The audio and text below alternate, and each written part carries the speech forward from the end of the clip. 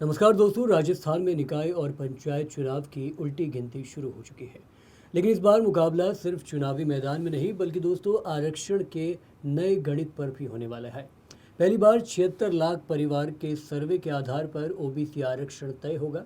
यानी कई जिलों में सीटों का आरक्षण बदलेगा तो कई नेताओं की राजनीति जमीन भी बदल सकती है।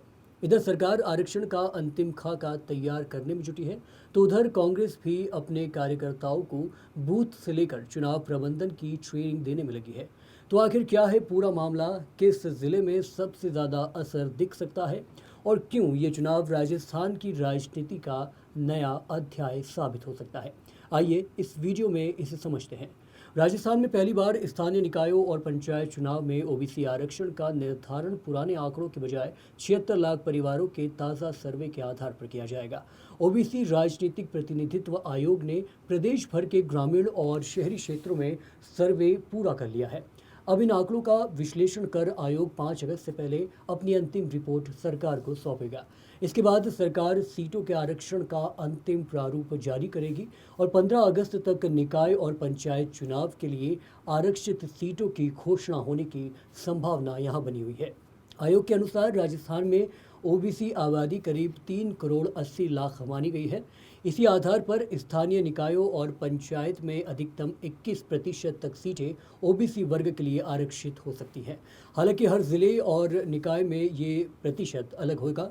जहां एससी और एसटी आबादी अधिक होगी वहां ओबीसी के लिए आरक्षित सीटों की संख्या कम हो सकती है ताकि कुल आरक्षण निर्धारित सीमा के भीतर रहे।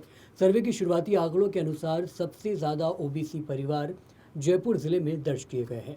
जयपुर लगभग 5,44,000 परिवार, सीकर करीब 3,75,000, जोधपुर करीब 3,58,000 और झुंझुनू 3,33,000 परिवार।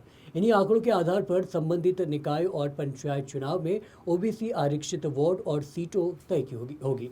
चुनाव को देखते हुए राज्य सरकार ने कानून व्यवस्था को लेकर भी तैयारी शुरू कर दी है। प्रदेश में नए हथियार लाइसेंस जारी करने पर रोक लगा दी गई है। इसके साथ ही अगस्त से पुराने लाइसेंस धारकों के हथियार भी जमा कराने की प्रक्रिया शुरू होगी। राजस्थान में करीब 1,75,000 हथियार लाइसेंस पंजीकृत है, जिनमें सबसे अधिक लाइसेंस उदयपुर या फिर कहें कि जिले में है। सरकार का उद्देश्य चुनाव के दौरान शांतिपूर्ण और निष्पक्ष मतदान सुनिश्चित करना है।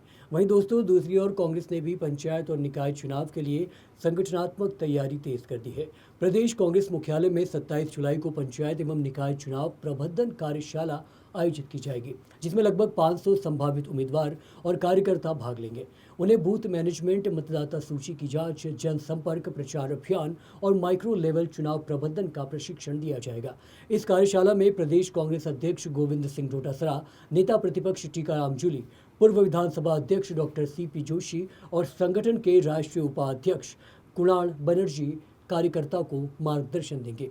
कुल मिलाकर राजस्थान की स्थानीय राजनीति अब एक नए दौर में प्रवेश करती दिखाई दे रही है। एक तरफ ओबीसी आरक्षण की नई रिपोर्ट कई सीटों का गणित बदल सकती है तो दूसरी तरफ सभी राजनीतिक दल अपने संगठन और रणनीति का बूथ स्तर तक मजबूत करने में जुट चुके हैं। अब सबसे बड़ा सवाल यही है कि क्या 76 लाख परिवारों के सर्वे पर आधारित नया ओबीसी आरक्षण स्थानीय चुनाव की तस्वीर बदल देगा और क्या राजनीतिक दल इस नए सामाजिक समीकरण के हिसाब से अपनी रणनीति तैयार कर पाएंगे। आपकी क्या राय है, हमें कमेंट करके ज़रूर बताइए। बहुत बहुत शुक्रिया।